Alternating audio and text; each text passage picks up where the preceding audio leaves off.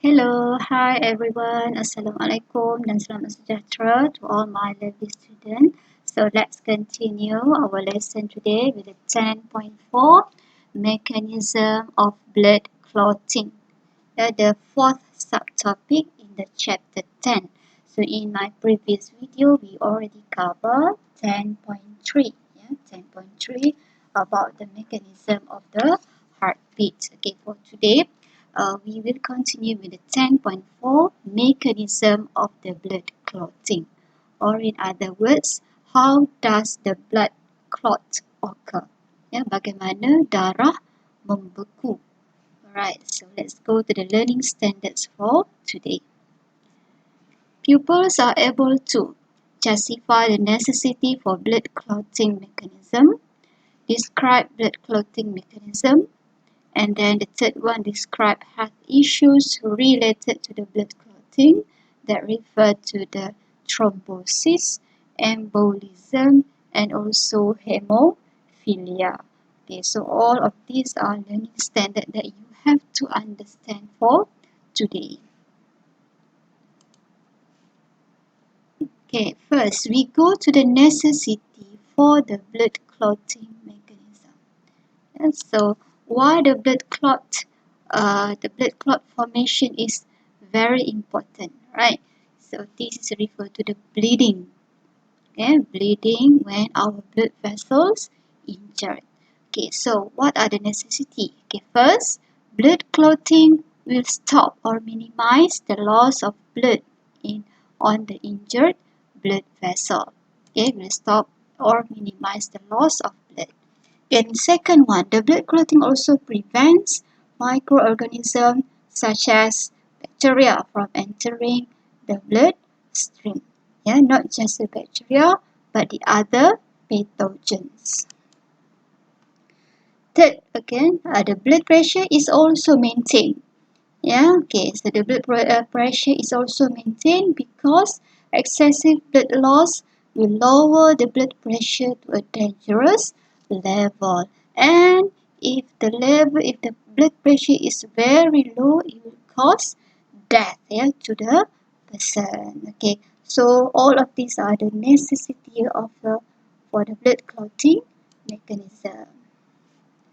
Okay, next we go to the mechanism of the blood clotting, or how does a blood clotting occur in the body. The blood clotting involves a series of chemical reactions.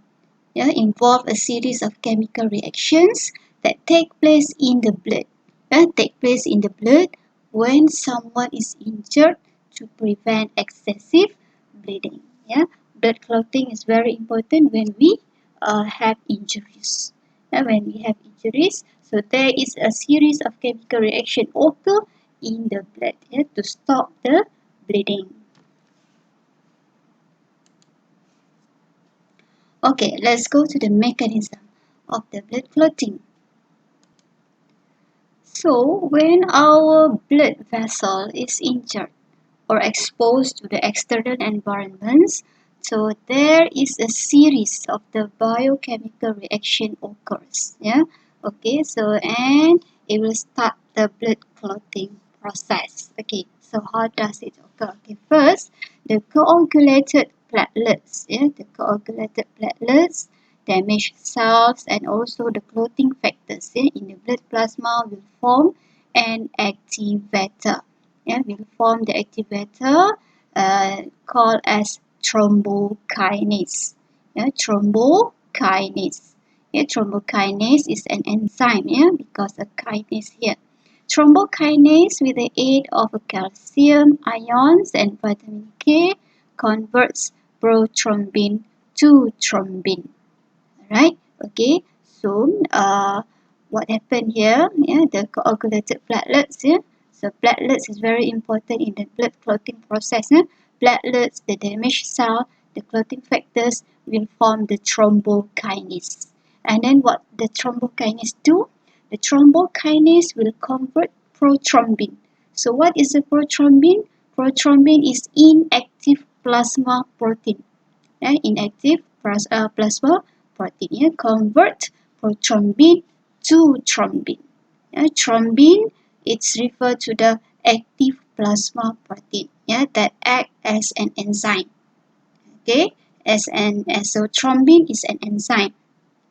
Actually it is active plasma protein. So what does thrombin do after that? Right? Thrombin catalyze the conversion of fibrinogen to fibrin. Conversion of the fibrinogen to the fibrin.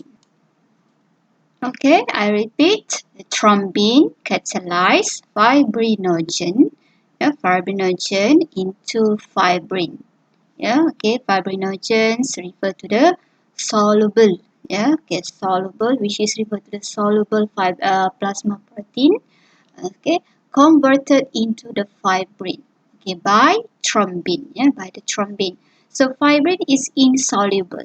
Insoluble plasma protein. Okay, so fibrin is a thread-like protein fiber. Thread-like protein fiber. So this is referred to the fibrin. You can see just like a thread like here.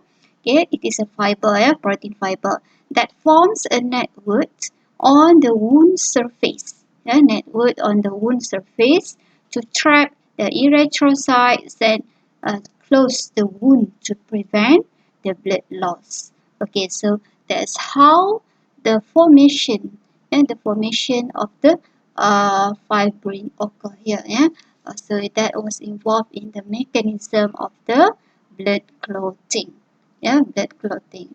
Okay, so try to repeat. Okay, the mechanism of blood clotting started when the blood vessel is cut off or the blood vessel is exposed to the external environment and the blood will flow out. And then what happened? The coagulated platelet damage cell clotting factors will form the thrombokinase. Thrombokinase. And then the thrombokinase will convert prothrombin into thrombin. Prothrombin into the thrombin with the help of the calcium ion and also vitamin K. Calcium ion and vitamin K also play a role in converting the prothrombin to the thrombin. Okay, and then the thrombin. Thrombin, which is referred to the enzyme also, will convert fibrinogen. Fibrinogen refer to the soluble plasma protein in the blood plasma. Converted fibrinogen to the fibrin. To the fibrin which is insoluble. So the fibrin will form a network on the wound surface and will trap the erythrocyte. Will trap the erythrocyte and will close the wound to prevent the blood loss. Okay, that's all on the mechanism of the blood clotting. Okay, next we go to the health issues related to blood clotting. Health issues, isu-isu kesihatan yang berkaitan dengan pembekuan darah. Okay, under normal conditions, blood does not clot in blood vessel. For normal person, the blood clot does not occur. Okay, the blood does not clot in the blood vessel that are not damaged. That are not damaged because of some anticoagulants, such as heparin. Okay, do you still remember the basophil? One of the leukocytes. The basophil will produce heparin. So it will prevent the blood clot occur in the undamaged blood vessels. Okay, so what happens when the blood clotting mechanism of an individual does not function? So what happens if the blood clotting mechanism of an individual does not function? Okay, let's take a look on the health issues. Okay, hemophilia. The health issues. Okay, the health issues that related to the blood clotting. So, one of the diseases is hemophilia. So, have you heard about the hemophilia? Hemophilia. It is a genetic disease. It can be inherited generation to the next generation. Yeah? So hemophilia is an example of an illness that prevents blood from clotting. Yeah, so the hemophilia will cause the excessive bleeding. Yeah, because the blood clotting mechanism cannot cannot occur in the person.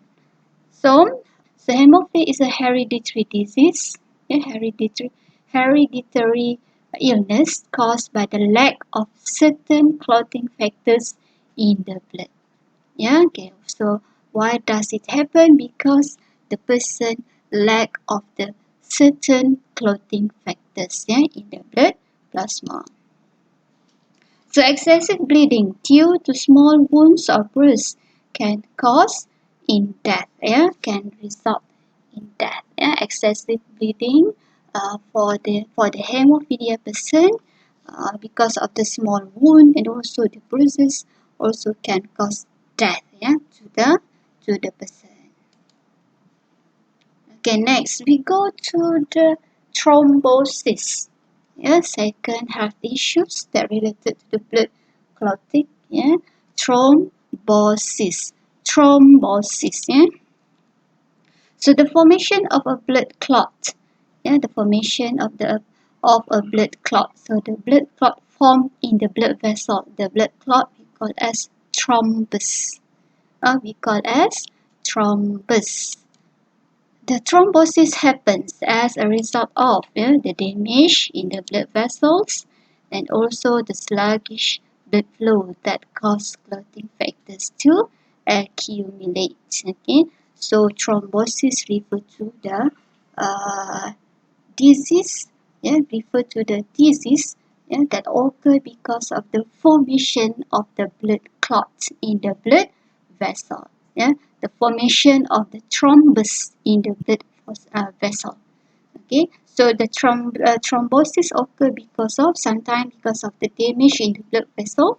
And sometimes we don't know what happened in the blood vessel. So there is a damage, so it will cause the formation of a thrombus. And also the sluggish blood flow. The blood flow is very slow. When the blood flow is very slow, it will cause the clotting factors to accumulate. Okay, that is referred to thrombosis. Yeah? The formation of a blood clot in the blood vessels. Okay, next we go to the embolism. The third issues that related to the blood clotting. Okay, embolism. Yeah, embolism. When a blood clot is transported by blood flow, so the blood clot is called embolus. Yeah, okay. So thrombosis refers to the formation of the blood clot in the blood vessel. So if the blood clot is traveled or transported to other parts, so the blood clot we call as embolus. Yeah, we call as embolus. So if the embolus gets stuck in a tiny blood vessel, the blood flow will stop. Okay, so that is the dangerous of the embolus. It will cause the blood flow will stop because it will block the blood flow. Okay, so this is referred to the deep veins thrombosis that always occur in older person. Yeah, in older person, we can see the deep veins thrombosis occur. So, right. So for this one, it is referred to the normal blood flow. Okay, the normal blood flow, we can see the red blood cells, the blood. Yeah, the blood flow without any blockage. Yeah. So if in the deep vein thrombosis, okay, we can see here the formation of the blood clots occur. The formation of the blood clot occur. Yeah, the blood clot we call as thrombus. Yeah, okay, and then for this one, okay, we can see here the blood clot here move. Yeah, the blood clot move here or travel to the other part. So this is referred to the embolism. Yeah, so this is referred to the embolus. So when the embolus move to the other parts of the body in the blood vessels, so we call as embolism. Yeah, all right. I think that's all for now. For the 10.4 mechanism of the blood clotting. Alright, so please make sure that you can describe, you can explain the mechanism of the blood clotting. Yeah, okay, mechanism of the blood clotting, the necessity of the blood clotting, and also you can explain about the hemophilia, thrombosis, and also embolism. Okay, I think that's all for now. Alright, okay, take care everyone, stay safe.